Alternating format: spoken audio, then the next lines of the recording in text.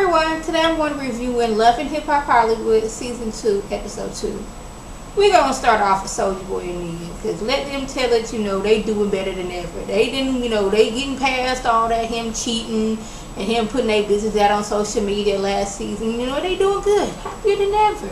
So he meets up with your boy Fizz, and he's discussing what's going on. And let him tell it, he hasn't quite put his cheating ways behind him.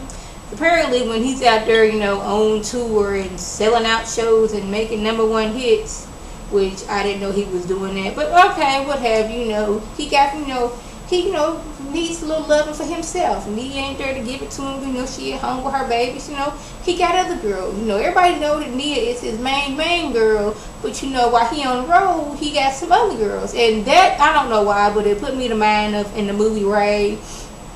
When the homegirl he was cheating with, she, look at herself as, Mrs. Ray Charles when they out on the road. And, wife is, she wife, everybody know her, but, on the road, she Mrs. Ray Charles. And that's, like, the vibe I was getting from him. And I'm like really, so, I'm not even going to say really, because clearly, he's still young, still want to do his own thing. He's not really ready to settle down and be the family man. And I don't know why Nia doesn't realize that, because he's, showing her on numerous occasions that he ain't really ready to just settle down and just be, her, him, and the baby. So I'm going to need them two to get that together. So Monique, she is ready for Rich Dollars to move to LA, them to get a house, to get her ring, a white picket fence.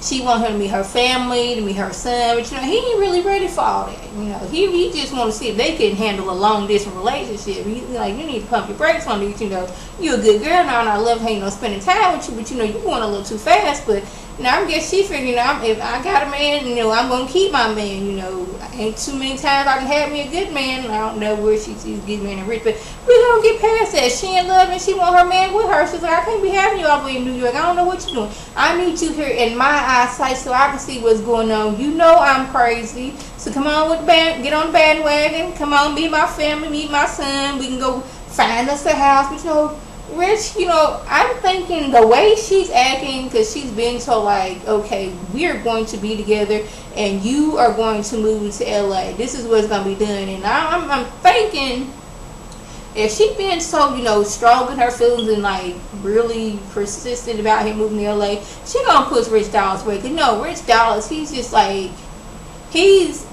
I've never seen him in a committed relationship to where he's just, I'm just me. Even when he was with Erica Mena, he was still doing his dirty. Rich Dollars is like everybody's man, and Monique is trying to make him just her man, and I don't know if that's gonna happen. So since both Tierra Marie and Miss Nikki Baby both have, fashion lines coming out, Tierra Marie, hers is blazers, Nikki Baby, I think hers is like bra and lingerie and stuff like that. They go to this girl Nas, because Tierra Marie knew her from when they worked on Lottery Ticket together, and apparently she's the go-to girl for models, or she knows some models for the cheap. I don't know what happened. But anyway, they go to her and she's saying about what's been going on and what's going on in her life, and also how the fact that her and Soulja Boy are together.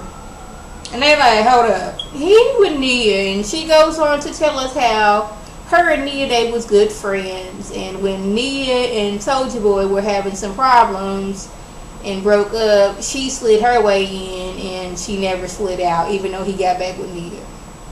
So I'm sitting there like, so y'all was friends, this is what you're telling me, and your friend who broke up with her boyfriend, you decided to get with him. And another thing, I don't know, but when people are with somebody, and like people in the music industry, and you with somebody, or you say you with somebody and you calling them by their stage name, that always makes side eye and question mark, and just really like you call like when Soulja Boy and Nia together, she don't call him Soulja Boy, she calls him Dre. When doggone Monique and Fizz together, she don't be calling him Fizz, she calls him Drew. So the fact that this girl don't even call Soulja Boy by his name is making me question this whole situation. Because I'm like, really? You don't even call this man by your name. We don't even know who you are. And apparently, he don't want to be with you like that, or y'all would be exclusive. You would be the one on here you know, on Love and Hip Hop, not just as the person that he's sleeping with behind his girlfriend's back.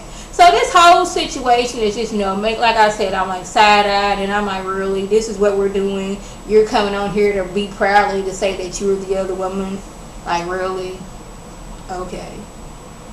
So Miss Nikki baby feels it is her duty as a friend to let Nia know that this girl Nas says she been sleeping with SOULJA Boy. And when she tells her, like, she didn't seem like, oh my goodness, he's doing that to me. She didn't seem shocked. Like, she knew that this was going on. Now, I don't know if it was like she knew that it happened like a while back when they had broke up. But the way Nas made it seem like it's still going on to this day. Like, why you out filming with other people, I'm out with SOULJA Boy. Like, that's how she made it seem that it was going on. And like, I thought Nia was gonna be more upset about the situation, but she was like, I know this girl, and this girl, she is jealous of my life that she has, you know, SOULJA Boy. And I'm like, why is she jealous of that? I mean, clearly he's not a good man because he's cheating on you, his girlfriend. So what, she want to have a boyfriend that's cheating on her? I'm like, what is you and SOULJA Boy have going on? Not trying to be shady, but what do you two have going on that she's jealous about? And I was trying to figure this out. It's like, it don't seem real, this storyline. The way she's acting, she's not acting genuinely shocked or pissed and upset or none of that. I mean, even if you already knew, you think you would act like that when somebody's telling it to you, so you can be not like a stupid person, like, yeah, I know he's doing it, I know he's cheating on me. But she's not acting like that, and I'm like really confused about that situation. So this is when Rich, I'm not even going to say his true colors are starting to show, but he's like starting to have some things he doesn't like so much about, you know, Miss Moniece. And one of them is the tattoo she had. Like, apparently when she was 18 years old, she thought she was in love. It was her first love, first sexual partner, her first everything. And she decided, hey, let me get this man's tattoo on me. This permanent tattoo on my thigh hip area to show my love. Well, that didn't last. And Richie, he's feeling some type of way, like, you know, you got another man on you, and I feel like I'm sharing with you. But she was like, I done had a baby with somebody else, and he ain't had no problem. Richie's like, I got a problem. I'm gonna need you to cover that up. But she's like, okay, you want me to cover up this tattoo, then you gonna have to move your tail to LA. He's like, that's two different things, you know. She's like, this is permanent that I'm getting done for me. If you want this done and you want to be with me, I'm going to need you to move to LA. And I'm going to need the Moniece to quit pressuring this man. You're going to doggone that man. He's going to end up going back to New York, changing his number, moving from whatever house he is, and just not even talking to your tail. So I'm going to need you to slow your roll a little bit, because, you know, you kind of, you know, Rich is kind of like getting a little, you can see he's getting a little aggravated about her being persistent about him moving to, you know, LA. I guess his business in New York. I don't know what business that is, because I haven't seen him with any clients since, like, I guess Erica was his client, but, you know, that was for like a hot second. He didn't do much for Olivia's career because, you know, she wasn't even on the show no more, and when she was on the show, she wasn't getting that done. So I don't know what he got going on in New York that, you know, he needed to be there, but maybe he just don't want to move to LA. So Princess is confiding in Tierra Marie about all the drama that just happened with Ray J, and how even after he said he was going to get rid of that apartment, he had lied and had a party there with all the stripper women and all his crew at the apartment / office / love shack. And, you know, she said she got one foot out the door. I would thought she'd been all the way out the door, but hey, she's not ready, and she's even willing for her and Tierra to be friends. And Tierra, she's listening and taking all this in, but, you know, she keeping, you know, her enemies close, because, you know, she trying to use all this information against, you know, both Ray J and Princess, since they didn't, like, dogged her last season and just did her all kinds of wrong. Cause like, this is her payback time. She go, you know, get, you know, Miss Princess a little shoulder to cry on, somebody to talk to. I'm gonna act like I'm your friend. We can hang out. I'm gonna get all the information I need, and then I'm turn on you. I'm like, that is just wasting up 2 minutes. That's just like unnecessarily, just unnecessariness. Yeah, I don't know why I can't talk today, y'all, but yeah. So Princess is like, okay, cool, I'm gonna go hang out with you tonight. So in true Mona Scott Young fashion, as Princess is getting her overnight bag because you don't know what's gonna happen, because you know once hanging out she might not feel like coming home. She gets her overnight bag, which looks like it could held like a week worth of clothing. But anyway, as she is going into her car, and you know how Mona is with these stageness. I'm just picturing soon as Princess hit that bottom step on the floor, Ray J was pulling in. So when she comes outside, they're meeting, him pulling up and her putting stuff in the car. He's like, where you going? And what you got on? You got your breast scissors and all that stuff out. What you doing? You know, I'm like, with that stuff, you need to go back upstairs, put that back on. She's like, I'm not putting that back on. I'm going out tonight. And he's like, he's acting like if the cameras hadn't been there, he would have did something. And he like, nah, you ain't finna go out there like that. You my woman. And she's like, I've been stuck in the house. I'm finna be free. I'm finna do me. And I'm like, okay. And the fact that they're still living together. See, when she told Tara Marie that she had one foot out, I thought she meant in a relationship. But I didn't know she had moved back in. But she would have thought after she caught him lying, she would have moved out again. But I mean, I just figured that would be a very awkward living situation after you didn't caught this man cheating and you didn't get into a fight with some people he had a party with. That, you know, y'all just ain't just in the house together just like it's just nothing. So to add salt to the wound, as she's driving out and she's like, Tierra told me about you. She said some things. I'm paraphrasing. I don't remember exactly what she said. And she drives off, and he's looking like, Tierra, like, when are you two started talking? Y'all two last year was doggone trying to pull each other weave out, but now y'all talking? It's like that.